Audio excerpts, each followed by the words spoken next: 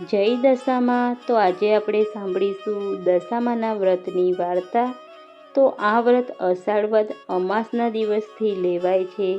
વ્રત લેનાર સવારમાં સ્નાન કરીને વાર્તા સાંભળે છે અને 10 દિવસ સુધી ઉપવાસ કરે છે.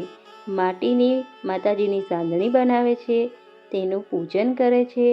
10મા દિવસે માતાજીને સાંદણીને પધરાવી દેવામાં આવે છે. આ વ્રત 5 વર્ષ સુધી કરવું અને પછી તેનું ઉજવણું કરવું. ઉજવણામાં ચાંદીની સાંદણી ગડાવીને સુપાત્ર બ્રાહ્મણને દાન આપવી. અષાઢ મહિનો આવ્યો, દિવાસાના દિવસો આવ્યા. ગામની સ્ત્રીઓ આ વ્રત કરવા માટે નદીએ નાહવા ગઈ. નદી કાંઠે રાજાનો મહેલ હતો. રાણીએ જોયું અને દાસીને પૂછ્યું, આ બધી સ્ત્રીઓ શાનું વ્રત કરે છે? રાણીબા, આ બધી સ્ત્રીઓ દશામાનું વ્રત કરે છે. 10 સૂતરના તાતણા લે છે અને 10 ગાંઠો વાળે છે અને પછી દોરાને કંકુ લગાડે છે. આ વ્રત કરવાથી શું લાભ થાય? આ વ્રત કરવાથી નિર્ધનને ધન મળે છે, સંતાન સુખ મળે છે. રાણીએ આ વ્રત કરવાનો વિચાર કર્યો અને તેમને રાજાને પૂછ્યું, પણ રાજાએ ના પાડી, કારણ કે એમને કોઈ ખોટ ન હતી. રાજાના અભિમાનભર્યા શબ્દો સાંભળીને રાણી રિસાઈને સૂઈ ગયા.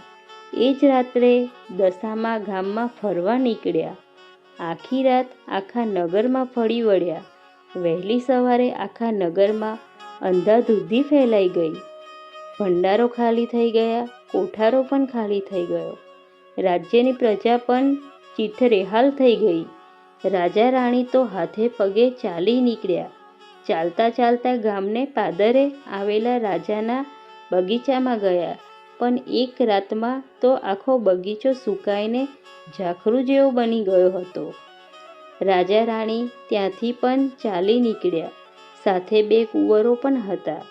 ચાલતા ચાલતા તેઓ રાણીની બહેનપણીના ઘરે આવ્યા. ત્યારે બંને રાજકુંવરોને ભૂખ લાગી. રાણીએ બહેનપણી પાસે ખાવાનું માગ્યું એટલે એને ખીજાઈને કહ્યું, જ્યારે રાણ ભિખારન, તને ખાવાનું માગતા શરમ નથી આવતી? આવા વેણ સાંભળીને તેઓ આગળ વધ્યા. રસ્તામાં વાવ આવી. બંને કુંવરોને તરસ લાગી એટલે તેઓ વાવમાં પાણી પીવા ગયા. ત્યાં દશામાં એમને વાવમાં ખેંચી ગયા. રાજા રાણી કલ્પાત કરતાં કરતાં આગળ વધવા લાગ્યા. રસ્તામાં રાજાની બહેનનું ગામ આવ્યું. ત્યાં તેઓ ગયા.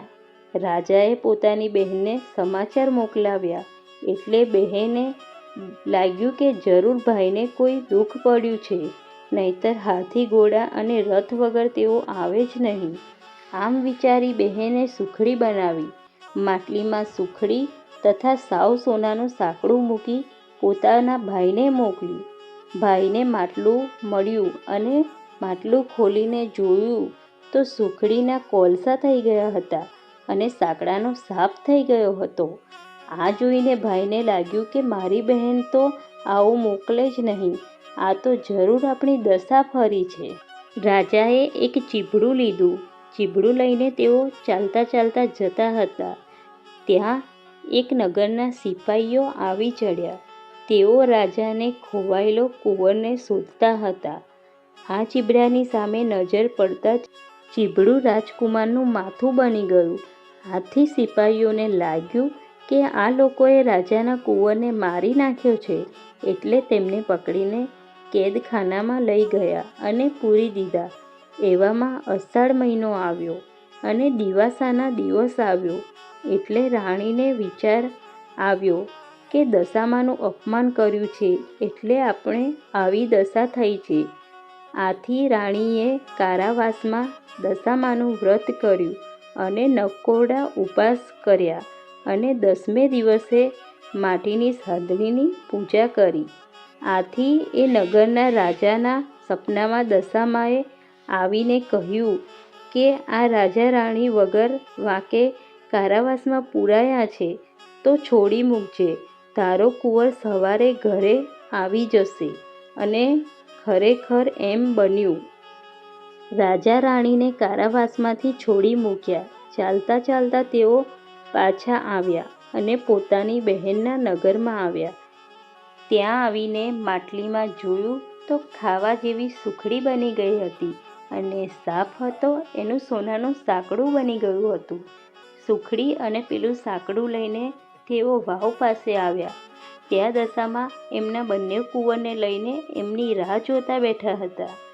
રાજા રાણી આવ્યા એટલે તેમને કુંવરને સોંપી દીધા અને કહ્યું કે હવે તમારી વળતી દશા થઈ છે તો તમને વ્રતનો મહિમા સમજાયો, તો હવે તમે તમારું રાજ્ય સંભાળી લો. રાજા રાણી પોતાના રાજ્યમાં પાછા આવી ગયા. રાજ્યમાં હતું તેવું સુખ થઈ ગયું. રાજાએ રાણીને વ્રત પૂરું કરવાનું કહ્યું. વ્રત પૂરું કરીને એમને વ્રતનું ઉજવણું કર્યું. જય દશામાં, તમે જેવા રાજા રાણીને ફળ્યા તેવા સૌને ફળજો. જય દશામાં.